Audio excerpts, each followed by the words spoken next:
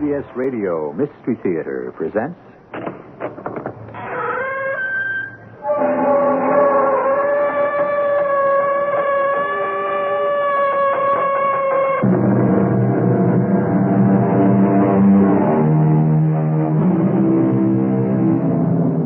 Come in.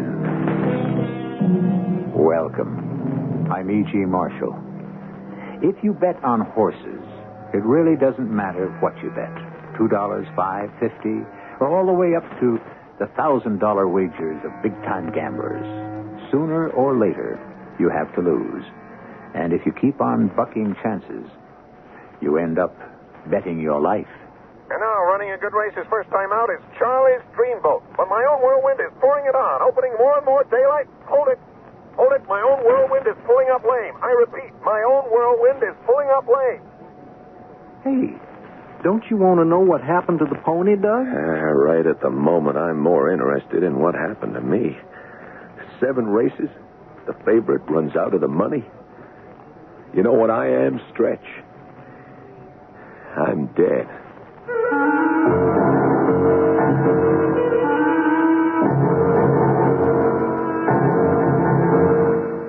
Our mystery drama, You Bet Your Life, was written especially for the Mystery Theater by Ian Martin and stars Paul Hecht and Morgan Fairchild. It is sponsored in part by Buick Motor Division and General Electric Citizen Band radios. I'll be back shortly with Act One.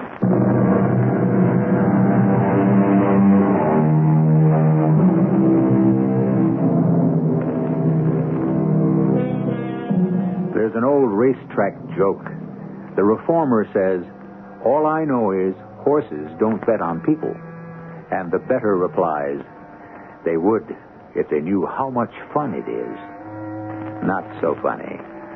Today, we do bet on people. Basketball players, football players, baseball, tennis. It's big business. Computerized. The old-fashioned lure is still the horse race. And to the man who wants to do his own arithmetic, it is still the magical vagaries of handicapping and hunch. Pony fever is the disease that haunts his blood.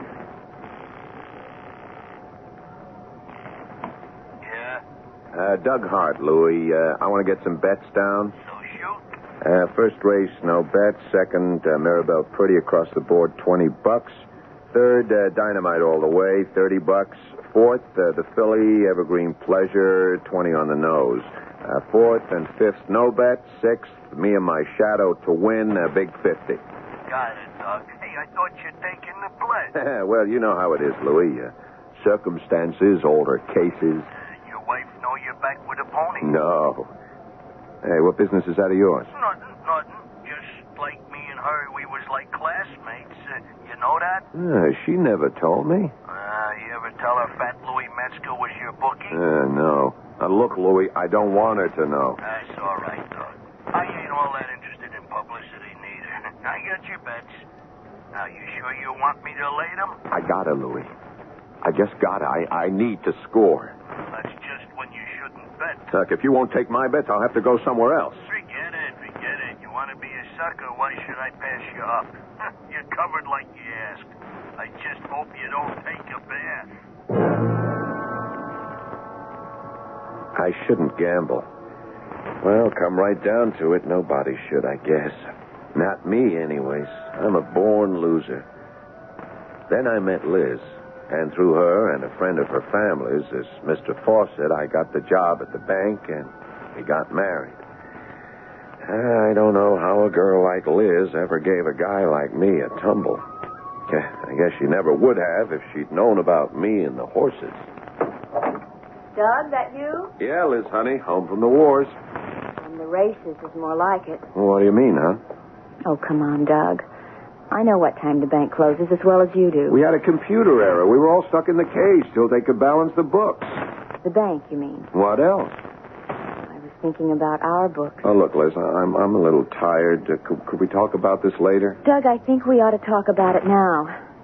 Isn't it about time we faced the problem? What problem? You're gambling. Oh, that. You mean a little flyer here and there on the track? I mean a day-to-day little flyer. Which daily double did you blow today? Liz, I had this one wired.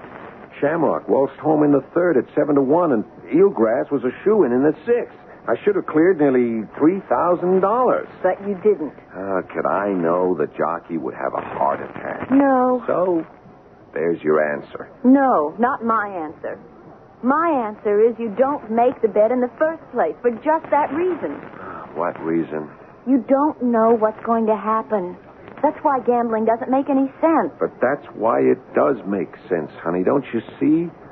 If a person knew what was going to happen, there wouldn't be any point. Why? Why? Because it wouldn't be a gamble then. You don't expect to win. Sure I do. Then why wouldn't you want to know you were going to win before you bet? Come on. What bet would there be? The whole thing is you got to take the risk. Knowing you could lose. There wouldn't be any risk if that wasn't figured. Or maybe, like someone told me when I found out you were gambling, you want to lose. Who told you that? That doesn't matter. Do you? What? Want to lose. Are you kidding? Why would I want to lose? That's what I keep asking myself. Oh, Doug, what are you trying to do to us? Are you trying to say it's my fault? No, I didn't say it was anyone's fault. Yeah, but that's what you meant. I didn't mean anything. I just thought we both ought to see a doctor. Doctor? What for? Well, there must be some reason we can't have a child. Since we both want one so much, mustn't there? We've seen a doctor. Look, you're just trying to say it's my fault because I play a few dollars every week on the horses. A few dollars? Well, okay, maybe more than I ought. We're not starving. I win a few, I lose a few. You win a few, you lose a lot. Honey, can't you see what it's doing to us? You're pushing it right to the edge. The edge of what? Doug, I love you. And I want us to share everything. But this way, the way it is, it's just no good. I don't want to be the man of the house. What does that mean? Doug, face it, just once. We live on my salary. I got more take-home pay than you. If you took it home. Look, I am trying to build a future for us. Now, one of these days, I'll hit it big. I just had a run of bad luck. We don't need to hit it big. And we sure don't need the bad luck. Why don't you just quit? You wouldn't ask me to quit a loser. I would. If you mean the racetrack. I laid off the weekend bets and blew the dough on another long shot. I went to see a psychiatrist. She had a real screwy name, Dr. Erica Obscott. She was all right. I don't think we have to waste the time, Mr. Hart. You mean you don't want to find out what's the matter with me? I don't know that anything is the matter with you any more than most of us. You mean I'm not sick? Well, that depends on the definition. That's an answer? Let me clarify. Any compulsion is a sickness, insofar as it cannot be controlled. Some people drink to excess, others smoke. Some have personality disorders that intrude on normal living. But I'm not like that. Look, I just like to lay a little bet now and again. Now and again? Well, like if you don't keep it up, it breaks the rhythm. I mean, like you got to play the odds. Every day? Yeah, well, that's how it goes. And you don't consider that a compulsion? No. I could quit any time I want. So why don't you? Because I don't want to. Is it more important to you than having a child? Of course not. Then why don't you? What? Quit. What has that got to do with having a kid? Well, I don't know. It just might have some bearing is all. But since it's no problem, why don't you quit and find out? So I did. I quit cold right in the middle of a system I was sure was ready to pay off.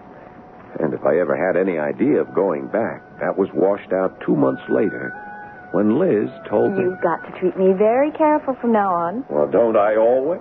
We won't go into that. Lately, yes. I haven't got any cause for complaint. Come on, Liz. I was just off for a while. I know, but now you're back on. I want you to stay that way. I'm going to keep you that way. Can I? Well, you can have me any way you want me. Oh, that's easy. Just like you've been the past 2 months. Away from the betting. Well, that's how you want it. Isn't that how you want it? Sure, hon. Aren't you happy? Sure, of course. If it's all that important. You mean you miss it? Well, I got to level. There's some kicks around. Like, well, waiting every day, hoping for a big payoff. And that's what you don't have now. Well... Supposing I was to tell you that since you gave up your first love for me... Hey, wait a minute. No, let me finish. Since you gave up betting on the horses, you have made what I hope is a better parlay. Oh, well, I don't know the language. You may not be headed for a big winner. But there's one thing you sure are headed for. You're going to be a father. What? Liz, you mean I'm that... pregnant, Doug. Now, isn't that a better winner than you ever hoped for? Which, of course, it was. And I had the monkey off my back. I forgot the horses. I didn't have to make any bets until... Suddenly, I ran out of the money again in an area I couldn't have handicapped. My boss, Mr. Fawcett, called me in. Your meritorious service to the bank is fully recognized, and we have every wish to reward it. Oh, that's all right. I'm just doing what comes natural. Yes, of course. No doubt. Still, with the prevailing economic storm signals, we have no other option but to let you go. You mean I'm unemployed? That is a fair statement of your position. No pension. Unfortunately, you've not been with us long enough to qualify. How about severance pay? Unfortunately, you've not been with us long enough to qualify. Yeah, forget it. So this is it, huh? Well, as you phrase it, this is the parting. You mean I'm fired? Well, I would prefer to say that you've been... Look, let's lay it on the line, Fawcett. Me first, I quit. And I meant it. Honest, I meant it as much as I have ever meant anything in my life. Who needed his lousy job? But then staring me in the face was a life without it. A life that included Liz and a baby that was coming and my need for some kind of income. And then I ran into Stretch Collins, an ex-jockey and old friend in the also-ran bar. Hey, so, how've they been running? Not so good. Well, you're lucky, kid. Oh, me? Sure. You got a home and a good girl. Better than most. Not enough, Stretch. I'm out of a job. I got to score somewhere. Yeah. Well, if there's anyone knows it, I figured you, Stretch. I could bankroll us if you had the key. Oh, don't tempt me, Doug. I wouldn't want us both to be sorry. If I can't find a way to make ends meet, that's all I'm going to be. Hey, you're that desperate? I'm that desperate. I got no other way to make the bread for me and my wife and my kid. Okay. You know, in my spot, I ain't all that so hungry. I'd just like to sit and see if it might prove out. How much capital you got to lay on the line? Well, our joint bank account, a little over 1,000.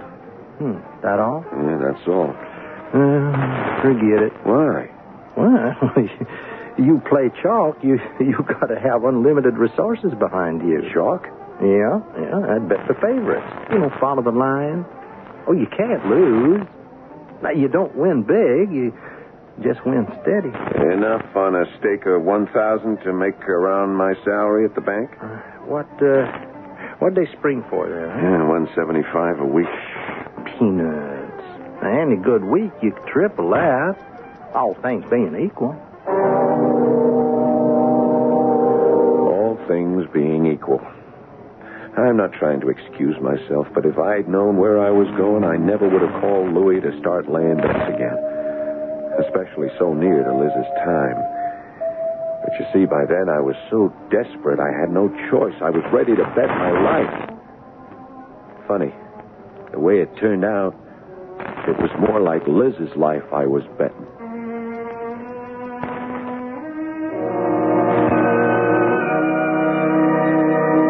Are we all so different from Doug Hart at that? Don't we all have our secret drives, ambitions, compulsions? Is the only difference that we don't succumb to them? We hold them in check. And who is to say we are right? If we let go, what would the consequences be?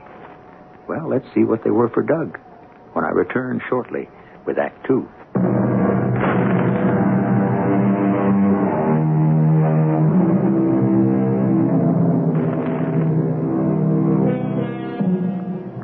How long can you keep up a masquerade? When someone trusts you, almost forever. But the key word there is almost. If you live a lie, you live every day with the possibility of the truth coming to light. Even if the lie is only temporary and protects someone else, it just isn't worth the risk, as Doug Hart is going to find out. Oh, great. Who turned the toaster to the light? The bread isn't even warm. Doug, Yeah. what's going on here? Oh, just making breakfast, Liz. Why'd you let me sleep? Well, I didn't want to wake you. Something's burning. Oh, that's my egg. Oh, I'll get them. Doug, what are these, scrambled? Well, they started out to be fried, but I goofed, so I had to kind of muddle them around. Uh-huh. What is this that you're cooking them in? The bacon grease. That black stuff? Yeah, well, the bacon got kind of burned while I was getting the coffee. Yeah, kind of. So you muddled the eggs around. You know what you're going to end up with? No, what? A dark brown, streaky omelet. Why didn't you wake me? Oh, in your condition, I didn't want my wife bending over a hot stove. In my condition, the only way I can bend over is backwards. Just the same. Let me take over from here on in, okay? Hey, you're going to have a baby. That's more important than my breakfast. The baby is a couple of weeks away. Your breakfast you have to eat today. It's not that important. You think I'd send my husband off to work without a good meal in his stomach? Look, hon, it's about work. Oh, something else burning. Oh, that's me again. That's a toast. Yeah, well, that's easy to fix. Yeah, if it was all that easy. Oh, what? Oh, no. So stop mumbling, sit down, and let me take care of you. Yeah, I'm the one who should be taking care of you. You've already done that, husband. You know what I mean. Don't worry, your turn will come. Once your daughter arrives, I'm going to sit back and let you take care. What do you mean, daughter? You mean son? Just leave this up to me, please. We are going to have a girl. I'll lay you odds it's a boy. Don't say that. You don't want a boy? That isn't the point. It was just what you said. Doug, no more gambling, you promise. No, look, I was just kidding. I know, but you still scare me. Don't give it a thought. My gambling days are over. I only ride sure things from here on in. You, me, and the kid. I know. I trust you. It's just that lately you seem so jumpy. There's nothing to worry about anymore. No, of course not. Nothing wrong at the bank? Better not be. Okay. Then let's get you off to work. I'm sorry if your breakfast is a little singed around the corner. That doesn't matter, so long as we are. Peace. So sit down. Let me feed you. I'm the one who should be feeding you. I don't like to see you on your feet so much. Don't worry. Look, the slightest twinge, and I'll call you at the bank. No, don't call me there. Why not? Well, you know what a creep old Foxy Fawcett is. He doesn't like his tellers getting personal calls. Well, surely he couldn't object to a little emergency like your wife having to be rushed to the hospital. You don't know him. You just said I did. Yeah, you know what I mean. Look, I'll leave you a number where you can reach me directly. You okay? Okay. It's what I wish I was able to do all the time. Huh? What do you mean? Reach you. Somehow the last few weeks I don't know. I don't seem to be able to. We don't seem to connect. You drift away. I keep losing you. No. Not me, Liz. Don't ever say that. Hey, we're not losers. We're going to be winners all the way. I should have told her the truth, but how could I? It was almost her time, and I didn't want to worry her. After the baby, then I could tell her. And show her how well I was doing with Stretch's help. All I had to do was be careful. Ride with the percentages. Wasn't big money, but it was steady. I had it all figured out. Sure I did. The one thing I didn't figure was that Liz would find out for herself. All because of that big mouth Phyllis Kaufman who lives next door.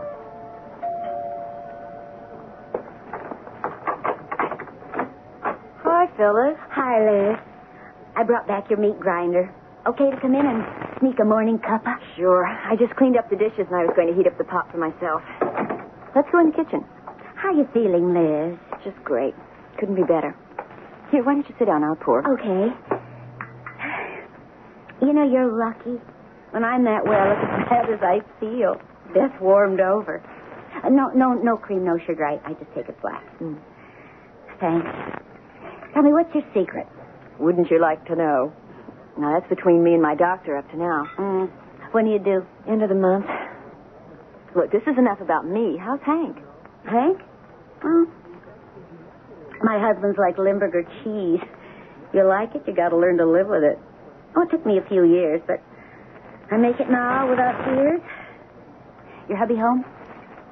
Are you kidding? At 9:30 in the morning? He's long gone for the bank. Oh? What bank? Neighbor's savings, like always. Are you sure you don't want some cream or sugar? Just black. I'm dieting again. Oh, that's funny. Dieting? Nothing funny about that, ever. It's my life story. No, I meant about Doug. I thought he'd left Neighbors. Left it? Yeah. Well, I was in there yesterday. I asked for him, and they told me he'd left over a month ago to start a new business of his own. Oh, well, that's crazy. Doug's still with the bank. Oh, I guess somebody made a mistake. Gee, if I spoke out of turn, I mean, if he got fired or anything. No, don't worry about that. He didn't get fired. Well, he still brings home the same salary every week and puts it right here in my hot little hand. Oh, look, honey, I didn't mean to make any waves. I like about Doug. I never get anything straight. I was just feeling real good because I thought for once somebody in this development had gone to bigger and better things. Better things? Well, like if Doug had left the bank, you know, with you expecting and all, wouldn't that figure? I never thought for a minute they might have tied the can. Oh, I mean, well, like you say, he's still there and everything's hunky-dunky. Oh, murder. Why don't I just take my big mouth and shove some coffee in it instead of my foot?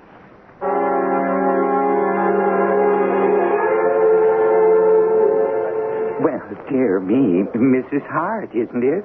That's right, Mr. Fawcett. This is an unexpected pleasure. We haven't seen very much of you since your husband left us. Now, have we? Since my husband... No, I'm afraid not. Such a fortunate thing that events coincided so happily. Events?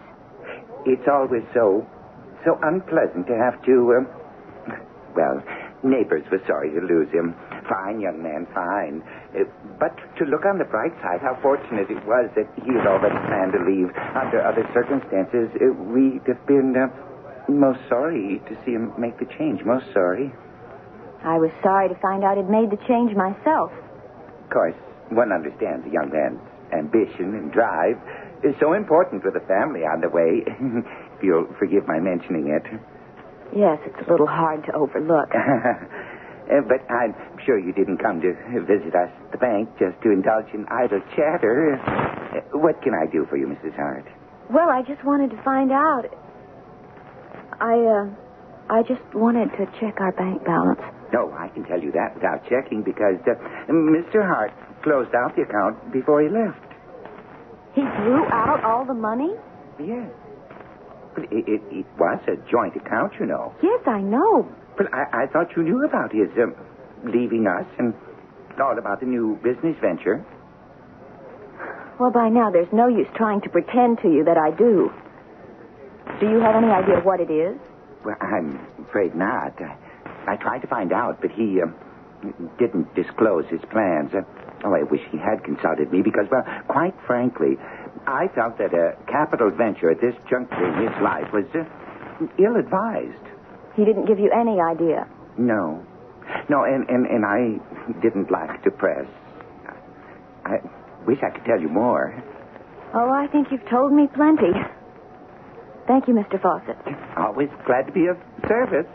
And may I express the hope that whatever your husband is doing, that it's the right gamble for a prospective father? I've got the feeling that's just what it is. A gamble. Of course, I didn't know all this at the time, luckily, because over at my friend Stretch Collins's apartment, listening to the track announcer calling the afternoon races at Belfort, I had enough bad news of my own to handle. Into the stretch. It's the favorite, my own Whirlwind on the rail, pulling away from the field as his rider goes to the whip. I need this one to win. Oh, he'll show them heels, Doug. No one's going to run up his back now. I better not. It's been a bad day, Stretch. I've got to pull this one out of the hat. It's last race. Wait a minute. Hold it. My own Whirlwind is pulling up What is flame. that? I repeat, my own whirlwind is pulling up lame. Looks like a tendon. He's out of the race now as Mr. Mephistopheles, Stampede, and Charlie's Dreamboat go thundering by on the outside, neck and...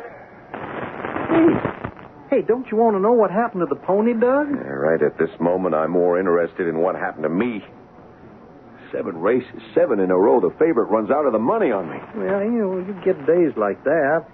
But you ain't gone to the cleaners all the way yet, have you? Another day like today, I'll be flat. Tomorrow, they gotta run to form. They just gotta. Here, I better pay up. Well, I hate to take the dough, Doug, but when you know how it is. I already called in the bet to Louis. Yeah, I know how it is. No, I don't think you do.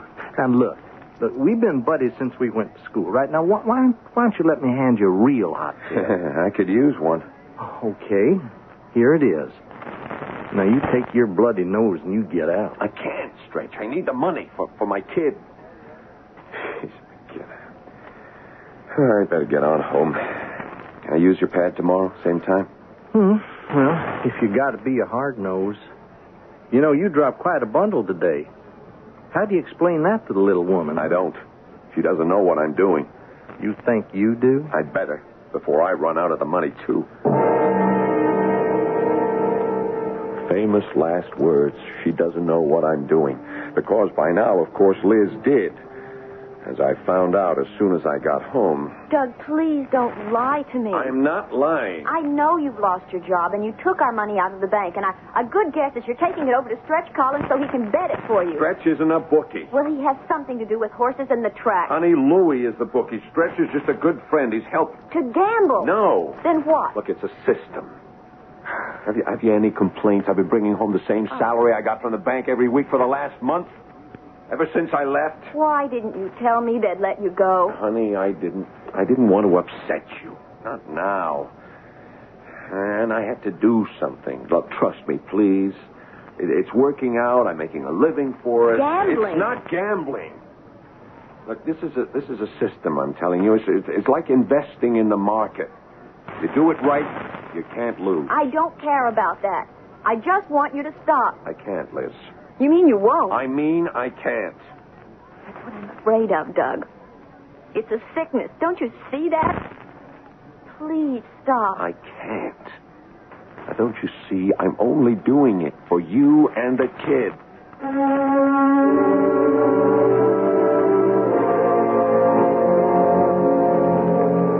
No one in the world has more excuses, rationalizations than the addict. Whatever his addiction is, he's the last person to understand that he's hooked. It's all as insubstantial as a spider web. A metaphor that is apt because he is caught. No matter what the addiction, the addict is a born loser. I shall return shortly with Act 3.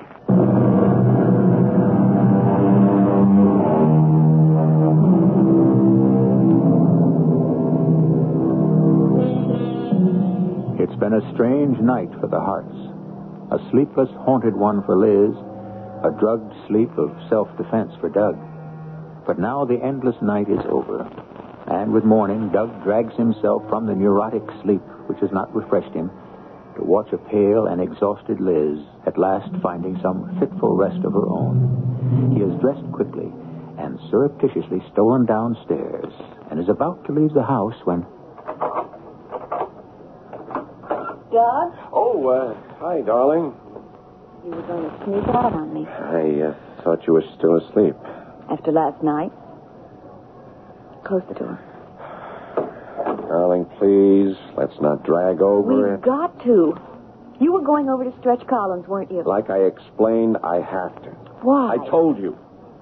I'm 500 of our 1,000 in the hole. I gotta make that back and get in the black again. Another day like yesterday, and you could lose it all. It couldn't happen. There couldn't be another day like that. Not playing chalk. Oh, don't give me that racetrack lingo. But I explained what it meant. Look, honey, it's so simple. I'm not trying to make any big kills or get rich quick. I'm just trying to make a living for us. No one makes a living out of betting. I've been doing it for the last month. Just a run of luck. No, sir. No. Sober, careful calculations. Honest, Liz, I've actually been making more money every week than I did at the bank. Until yesterday, when you lost $500. That was yesterday. Today I'll get it back. How? It is a sheer matter of mathematics. When a horse is established as a favorite, he has to run in the money most of the time. So you bet him to win, place, and show. If he wins, you take all three. If he places, he pays off twice. Even if he only shows, you don't get hurt too much. And in the long run, day in, day out, you got to make money. And what about the short What run? do you mean, the short run? Suppose you went through all your money. You didn't have any more to bet. Liz, I'm not betting long shots. Why don't you trust me? I will. If you'll quit right now. I can't, Liz. I can't. Not until I'm even. Now, don't ask me to let you and my son down. You mean your daughter? Okay. That's one bet I'll be happy to lose out on, but I got to make up on the others. No way I can stop you. It's for all of us to get back what I've lost. You know what I hope? What? I hope you do lose. Maybe it's the only way you'll ever get over being sick. Losing won't help any, Liz. But if I do, I won't be back. Okay, Doug. You can gamble, but I'm not going to. Not with all our lives. If you can't stop yourself, I will.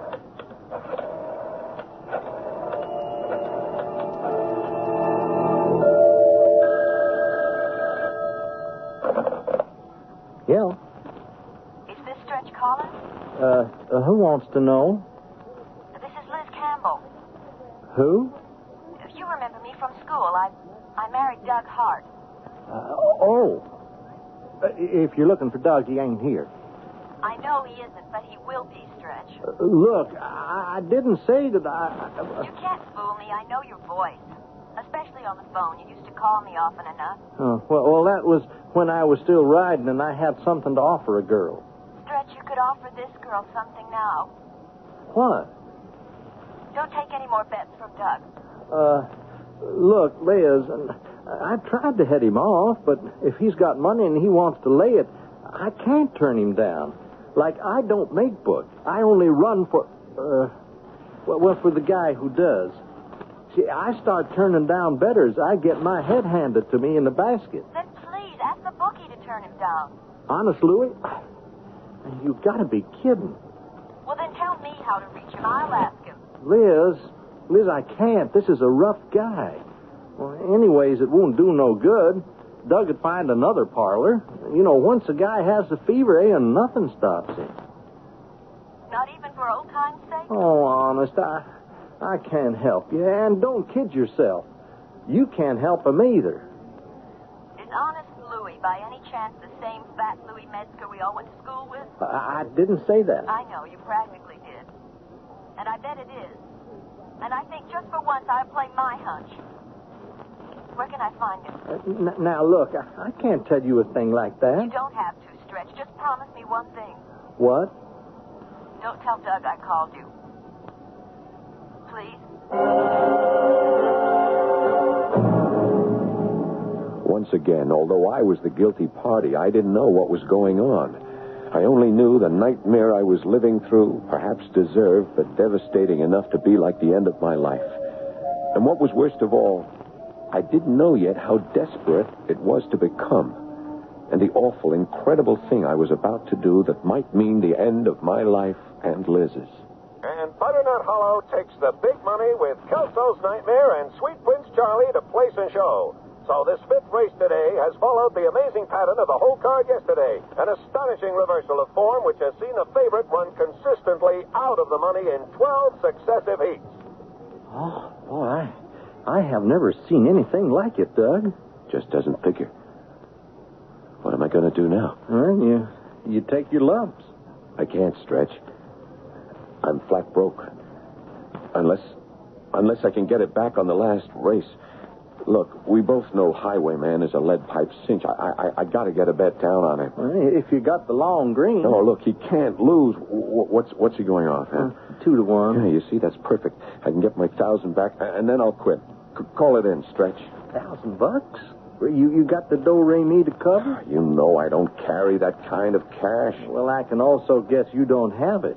No, I'm sorry, pal. But no cash, no bet. I'll give you a check. No, not me, you don't. I broke my legs falling off a horse, and I don't want them broken again. Look, you can't lose. If I don't win, I'm lost anyway. Stretch, call it in for me. Doug, I don't want any part of this. You got to see that. Now, I'm going out to make some collections. You want to call that bet in, you call it in yourself. And if you want to know what I think, win or lose, I hope Louis don't cover you. So I was left to make the decision. Make a bet I couldn't cover, but that if I won would put me on Clear Street. But if I lost, I might end up in a river somewhere with concrete boots. Sure, we all went to school together, but me and Fat Louie never cut it that good. One thing was sure. I didn't have that much time to make up my mind. So... Hello. Oh, Doug. Sure. Yeah, you got time. How much? Hold it, huh? Louie. Hey, Louie, I got a hot one here. You better handle it. What do you got? Doug H. wants to lay a big C on Highwayman to win. Stretch got the dough in hand? He ain't there. Out making collections. You want to take the bet? What do we got to post time? 10 minutes. Okay, let me talk to him. Yeah, get that with you, Doug. Yeah, sure. Hello. Doug. Doug, this is Louie. Hey, you good for the big C? Of course. Sure, I know. Yeah, we're all big friends.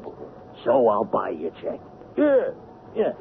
Look, you got 10 minutes to make it here by post time or no bet. Well, that's your problem, cousin. I got enough of my own. Huh? No. Okay. You push me, I'll cover it. You just get it here, and you got honest Louie's word. Who's that? It could be Stretch. Or the cops. Take a gander through the peephole, huh? It's a dame. A dame? When I should let her in? Let me see. Why, that's... Miss Campbell, what are you doing here? I've had a fine time tracking you down, Louis. Those 5 flights of stairs. Come in. Oh, Liz, you're still the pick of the crop. Long time, Liz. Hey, what do you want with me? Louis, I don't know how to say it, but like you can see, I'm having a baby. Oh, now wait a minute. We ain't dated since high school. No, don't get me wrong. All I meant was I'm married, Louis. Hey, that's nice. To Doug Hart. You remember him? Oh, why, sure, Doug. Yeah, Doug Hart, sure. That's why, for old time's sake, I wanted to ask you not to let him... Not to let him what? Hey, Liz, what's the matter? You all right? Yes. No, it's the baby. What? I think it's coming. Baby, Doc. Oh, Doc, do something quick, Doc. Like what? I don't know. Get her to the couch so she can lie down and fix her up. Fix her up how? How should I know? You used to be a vet. She can't go having a baby in no bookie joints.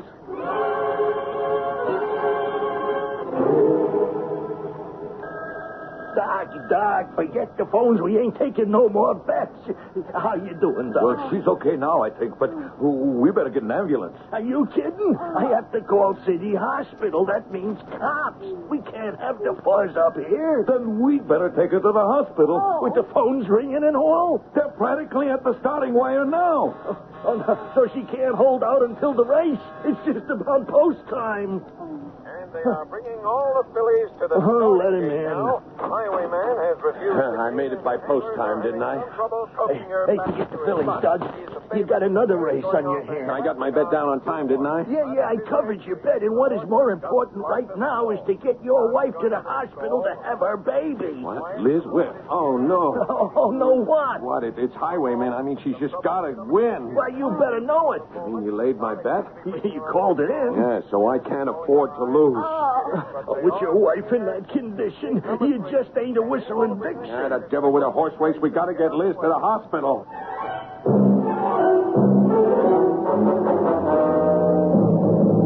Oh, we just made it under the wire. Yeah, I hope. And what happened to Highwayman? She fouled the gate, threw a jockey, never made the course. Oh, I sure hope nothing like that happens to little Mrs. Hart. Well, it looks like we're about to find out. Here comes her husband. Hey, okay, Doug. What's the rundown? Is she all right? Yeah, she's fine.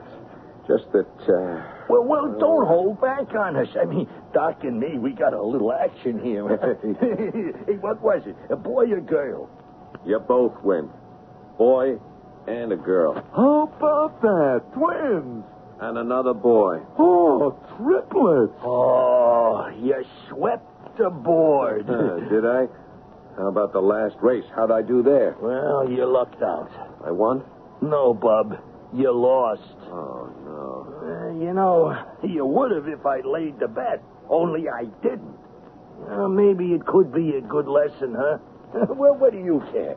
You're young. You can always make money.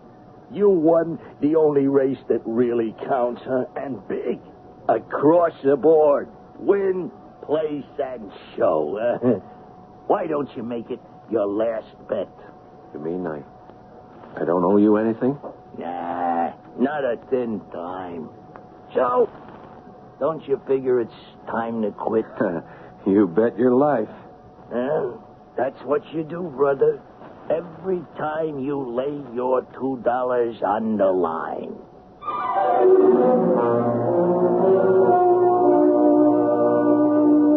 It's a harmless enough pastime, betting a little on the horses, in moderation. The only trouble is that harmless pastimes have a way of sneaking up on us, taking over our lives, controlling us instead of us controlling them. This time the victim was lucky. He didn't become a victim. I'll be back shortly. This is Howard Cosell admitting that rich as my fund of information is, there is one subject I still haven't mastered, CB radio. However, many people are equally uninformed, so for everyone I questioned General Electric. Their answers illustrate why GE is expert in CB. Listen to the words of Jim Whidden, GE electronic technician. Jim, why should I buy GE CB? Because we build them better than we have to. An idle boast till you prove it. Easily, our units are designed not only to meet, but to exceed FCC guidelines. An excellent start. They're designed for better isolation of adjacent channels, which means less channel spillover, and to minimize interference with nearby TVs and stereos. I'm sold. Building them better than they have to. Another reason to buy GE CB. Now, this is Howard Cosell saying GE. That's more than you can say about any other CB. The hardest part of growing a garden comes before you plant the seeds. Hi, Pat Summerall to tell you how True Value hardware stores can make that hardest part, preparing garden soil, a lot easier. Right now, True Value hardware stores offer a Lawn Chief 2-horsepower chain drive portatiller for the exceptionally low price of just $139.99. This rugged, easy-to-handle tiller weighs just 65 pounds. Yet it does all the back-breaking digging for you while you just guide it along. The Lawn Chief Portatiller has 8 tines that really dig in to turn over even hardened ground in minutes. You can easily adjust both tilling width and depth. And when you're finished, the handle folds flat for easy storing and transporting. The Lawn Chief 2-horsepower Portatiller, priced at just $139.99, is just part of the selection of Lawn Chief power tillers you'll find exclusively at participating True Value hardware stores. True Value. Remember, that's more than just a name. It's their way of doing business. Tell them Pat Summerall sent you.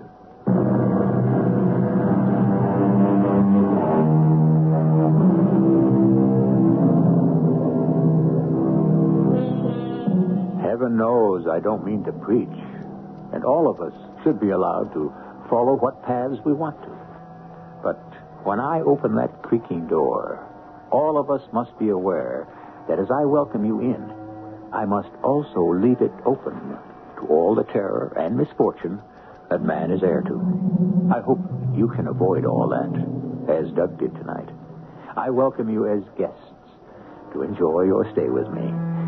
I sincerely hope whatever of the black night sneaks in with your coming is only vicarious for both of us.